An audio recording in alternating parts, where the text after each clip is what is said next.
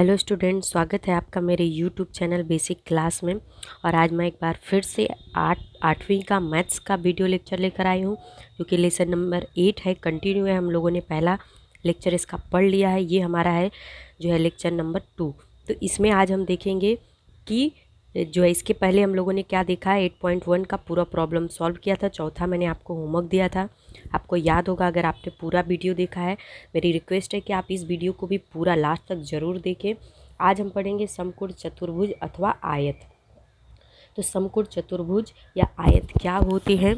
जिस चतुर्भुज के चारों कोण समकोण होते हैं उस चतुर्भुज को समकोण चतुर्भुज अथवा आयत कहते हैं। यहाँ पे देखिए आकृति दी हुई है कि चारों कोण 90 अंश का बना हुआ है।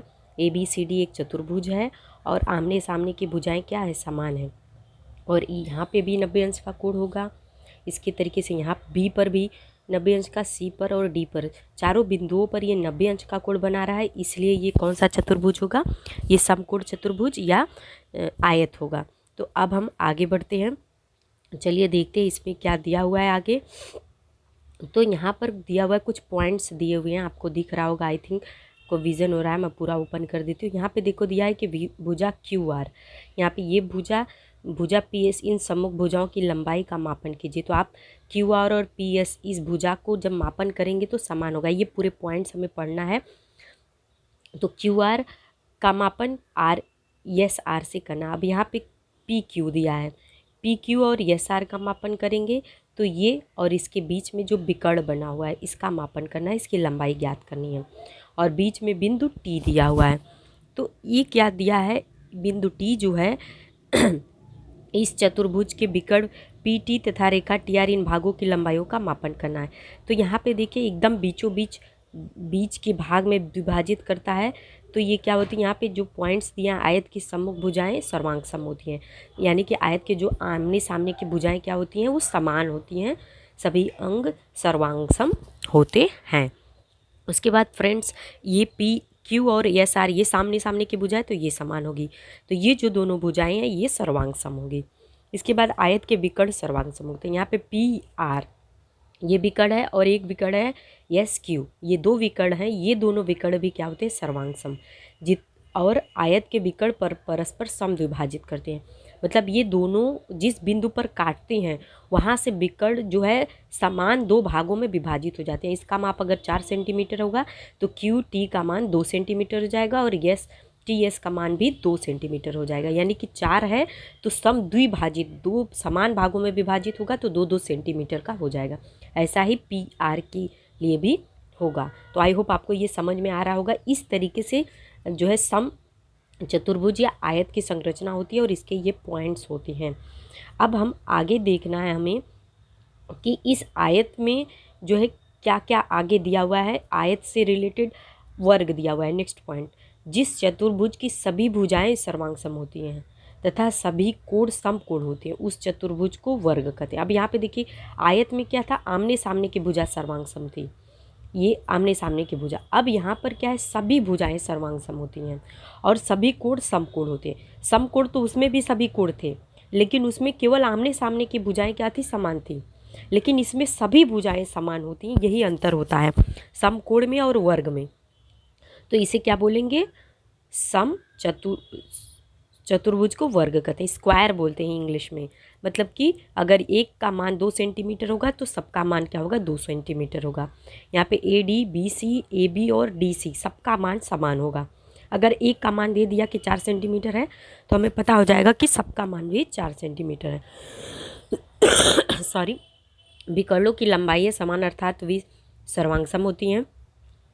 मतलब कि BD का मान क्या होता है, समान होता है, सर्वांग सम होता है। जितना मान BD का होगा उतना AC का होगा। विकर्ण परस्पर समान दो भागों में क्या करते हैं, विभाजित करते हैं और विकर्ण परस्पर समकोण पर प्रतिच्छेदित करते हैं। यहाँ बिंदु E पर जहाँ पर ये एक दूसरे को काटते हैं वहाँ पर ये एक 90 अंश का कोण बनाते हैं। इसे क्या बोलेंगे, समकोण पर प्रतिच्छेदित करते हैं। तो इस तरीके से विकर्ण की 3 पॉइंट्स आपने देख लिए। अब हम आगे बढ़ते हैं। आगे दिया है समचतुर्भुज यानी कि रोम्बस, यानी कि जिस चतुर्भुज की सभी भुजाएं समान, लंबाइयाँ सर्वांग सम होती हैं उस चतुर्भुज को समचतुर्भुज। यहाँ पे देखिए कोण समान नहीं है, यहाँ पे बस भुजाओं की बात हुई है, कोण अलग अलग हो सकते हैं फ्रेंड्स, यही बस ध्यान देना है। थोड़ा सा अंतर होता है, वहाँ पे भी सभी भुजाएं समान थी वर्ग में भी, और यहाँ पे समचतुर्भुज में भी सभी भुजाएं समान है, लेकिन वहाँ पे सभी कोण भी समान थे, लेकिन यहाँ पे सभी कोण समान नहीं है, यही बात हमें ध्यान देनी है। तो यानी कि जिस चतुर्भुज की यहाँ पे देखिए, अगर ये 2 सेंटीमीटर तो ये भी 2 सेंटीमीटर, ये भी 2 सेंटीमीटर, EH और FG भी 2 सेंटीमीटर और HG भी 2 सेंटीमीटर, यानी कि सबके मान देखिए समान होंगे, ये समचतुर्भुज हो गए। लेकिन इनके कोण, ये ध्यान देना है, इनके कोण समान हरगिज़ नहीं होंगे, इनके कोण अलग अलग होते हैं फ्रेंड्स। और ये जो है इनके जो विकर्ण है जिस बिंदु पर काटते हैं, ये भी क्या करते हैं, समद्विभाजित करते हैं। चलिए पॉइंट्स देख लेते हैं। यहाँ पे जो दिया है, चतुर्भुज समकोण बिंदु M पर बनने वाले कोणों का मापन करना है। चतुर्भुज के प्रत्येक यहाँ पे बिंदु M पर जो कोण बना है इसका मापन करेंगे कितना आता है।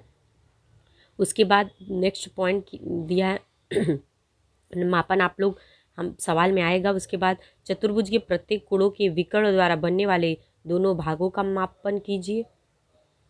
अब यहाँ पे इसके दोनों भागों का किस तरीके से मापन होगा, और दोनों विकर्णों की लंबाई का मापन करो, कितना लंबाई, और बिंदु M द्वारा निर्मित विकर्णों के भागों की लंबाई का मापन करेंगे तो क्या हमें प्राप्त होगा।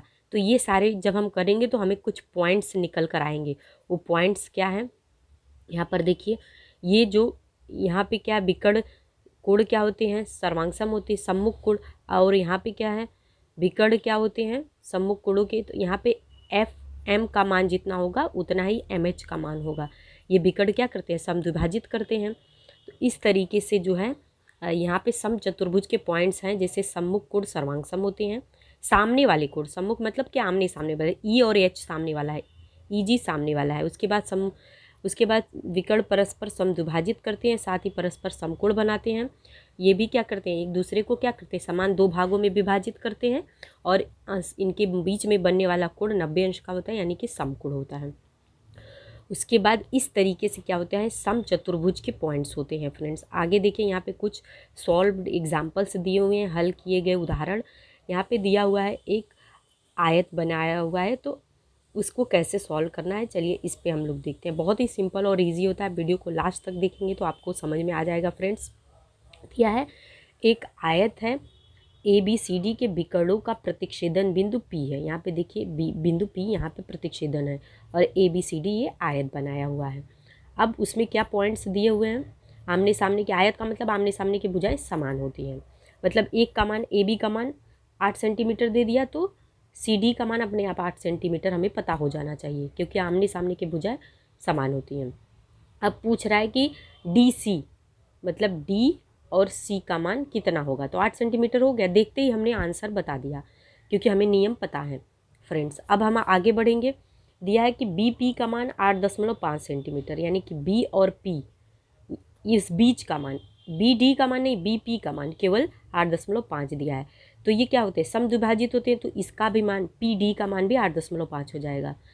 अब दिया है BD किस तरीके से हमें लिख लेना है, तो BD बराबर BP प्लस PD, तो 8.5 और वो भी 8.5, तो क्या हो जाएगा 16 प्लस 17 सेंटीमीटर हो जाएगा। यहाँ पे देखिए आंसर भी दिया हुआ है, यहाँ पे 2 गुणे BP लिख दिया है, और यहाँ पे मैंने 2 बार उसको जोड़ दिया है, बस इतना ही है।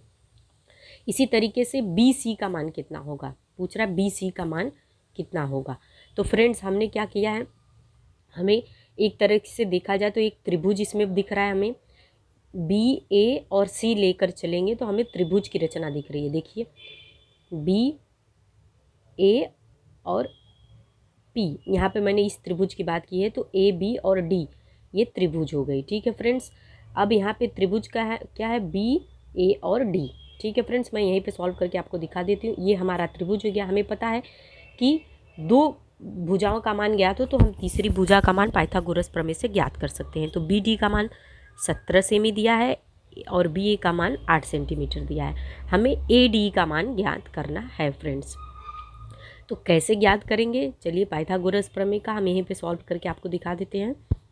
सवाल एग्जाम्पल सॉल्व किया हुआ है, यहाँ पे उसने दूसरे त्रिभुज को लिया है, मैं दूसरे त्रिभुज को सॉल्व कर रही हूँ। तो यहाँ पे देखिए अब क्या दिया है, BC यानी कि डी का वर्ग हम करेंगे। तो इस ए डी का मान हमें ज्ञात करना है, तो ए डी बराबर क्या हो जाएगा, इस तरीके से हम लिख लेते हैं। यहाँ पे देखिए आपको ये समझना होगा, ये त्रिभुज की भी बात है, तो ए डी जो आधार होता है हम उसको लेंगे, आधार हमें ज्ञात करना है, और उसके बाद आधार को हम यहाँ पे लिखेंगे। उसके बाद जो दिया हुआ है ए डी यहाँ पे लिख के, और बी ए और ए बी डी का मान हमें प्राप्त है। तो पाइथागोरस प्रमेय से हम इसी का मान यहाँ पर लिख कर सॉल्व करने वाले हैं। अब हमें पता हो गया 17 सेमी है, और इसमें से इसको घटा दिया है, तो 17 का स्क्वायर माइनस 8 का स्क्वायर कर दिया तो 289 होता है, और 8 का स्क्वायर 64, तो 225 हो गया। तो BC 225 करड़ी में, तो 15 का वर्ग क्या होता है, 225 होता है, तो यहाँ पे 15 सेंटीमीटर हो गया। बस इतना ही करना है फ्रेंड्स। पाइथागोरस प्रमेय मैंने आप लोगों को कई बार बताया है, आप लोग ईजिली कर सकते हैं। जैसे अब यहाँ पे एक दूसरा प्रॉब्लम दे दिया है, 6 सेमी वाले वर्ग बिकड़ की लंबाई। तो देखिए एक का मान 6 सेमी है, तो सबका मान 6 सेंटीमीटर। बिकड़ की वर्ग की सारी भुजाएं समान होती है। अब यहाँ पे PR का मान हमें पता करना है, तो 2 का तो मान पता हो गया, तो PR स्क्वायर बता PQ square plus QR square. हमें पता है PR का मान हमें ज्ञात करना है, तो PR स्क्वायर बराबर लिख देंगे 6 का स्क्वायर धन 6 का स्क्वायर। उसके बाद हम आगे लिख देंगे 36 धन 36, तो 36 और 36 कितना हो जाएगा, 6 6 12, 2 हाथ में आया 1, और 3 3 6 1 7। तो यहाँ पे हम इस तरीके से इसको सॉल्व कर लेंगे। तो इसका आंसर हम यहीं पे लिख लेते हैं, नीचे ही किसी तरह एडजस्ट करना पड़ेगा फ्रेंड्स। तो इस तरीके से हम यहाँ पे ऐसे एडजस्ट कर लेते हैं। देखिए तो यहाँ पे 36 हो गया, तो यहाँ पे क्या हो गया 12, 112, और यहाँ पे इस तरीके से इसका यहाँ पे देखिए सॉल्व किया हुआ है। 36 36 72 हो गया, और 72 का वर्ग किसका होता है, किसी का नहीं होता है, तो बिकड़ की लंबाई करड़ी में 72 सेंटीमीटर हो जाएगी फ्रेंड्स। तो इस तरीके से इसका हमें मान प्राप्त हो जाएगा। तो आई होप आपको ये समझ में आ गया होगा। पाइथागोरस प्रमेय की प्रैक्टिस आप लोग, ये हमेशा आपका साथ देने वाला है, आपके पीछा छोड़ने वाला नहीं है। आगे देखते हैं। BEST इस समचतुर्भुज के विकर्ण बिंदु A पर प्रतिच्छेदन है। तो यदि BST बराबर 110 सेंटीमीटर, मतलब BST, तो T का मान जो दिया है 110 सेंटीमीटर दिया हुआ है, और TBS का मान ज्ञात करना है। TB और S का मान ज्ञात करना है फ्रेंड्स। अब उसके बाद दूसरा बिंदु यहाँ पे आधे का मान हमें ज्ञात करना है। यहाँ पे देखिए TBS का मान ज्ञात करना है। यहाँ पे इसका मान 24 TE का मान 24 सेंटीमीटर दिया है, और BS का मान 70 सेंटीमीटर पूरा दिया है, और TS का मान हमें ज्ञात करना है फ्रेंड। तो चलिए ये कैसे सॉल्व करते हैं इस बुक में एक बार देख लेते हैं। तो यहाँ पे इसका जो मान दिया है उस तरीके से देखिए, सम्मुख कोण सर्वांग सम होते हैं। तो अगर ये 110 है, तो ये भी यहाँ पे इसका मान ज्ञात हो जाएगा, तो इसका मान ज्ञात हो जाएगा। यस का मान हमें दिया हुआ है, यस का मान हमें ज्ञात करना पड़ेगा।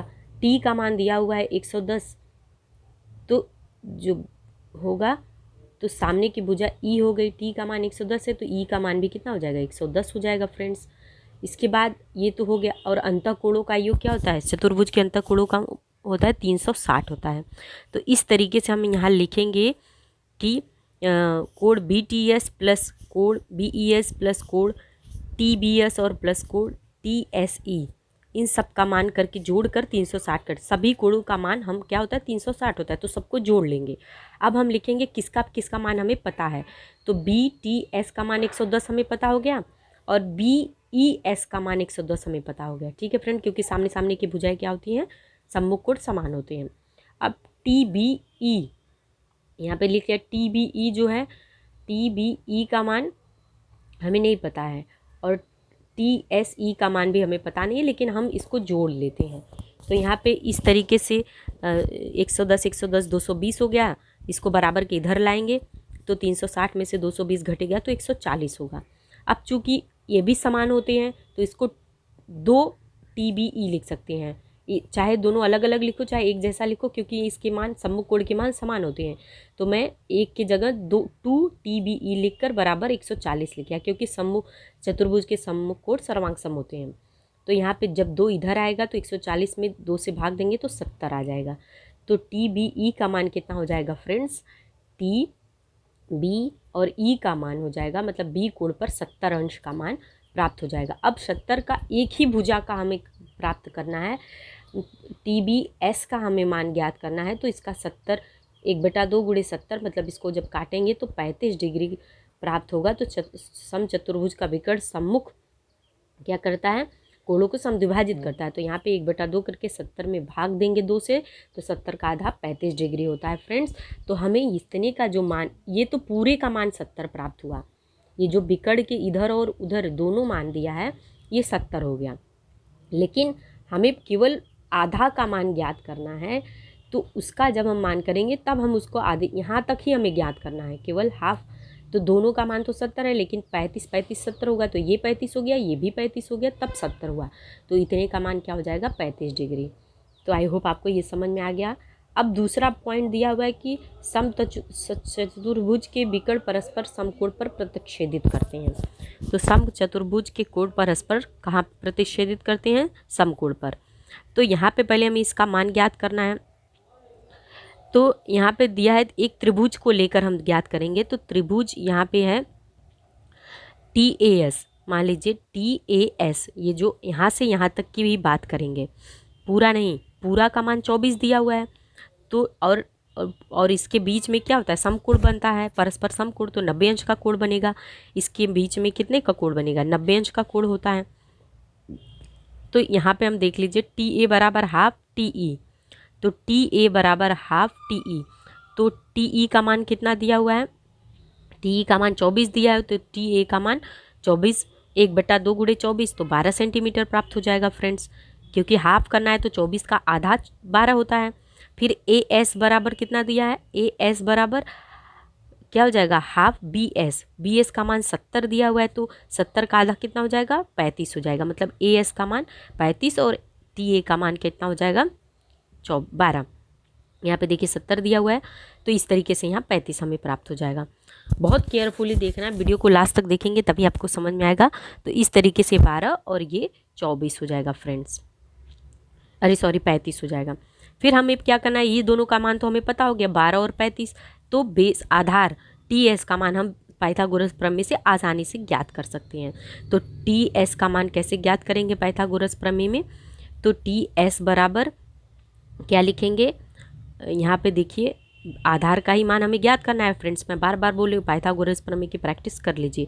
तो TA का स्क्वायर प्लस AS का स्क्वायर, मतलब 12 का स्क्वायर धन 35 का स्क्वायर बराबर क्या हो जाएगा, 12 का वर्ग 144 और 1225 1369 हो जाएगा। तो TS बराबर करनी में स्क्वायर हटाएंगे तो करनी में 1369 हो जाएगा। तो उसको जब सरल करेंगे तो 37 डिग्री हो जाएगा। तो आई होप आपको ये समझ में आ गया होगा। वीडियो को लास्ट तक देखने के लिए बहुत बहुत धन्यवाद फ्रेंड्स। हम आगे ऐसे ही नेक्स्ट वीडियो में आपको प्रश्न संग्रह सॉल्व करके दिखाएंगे। तब तक के लिए फ्रेंड्स बाय।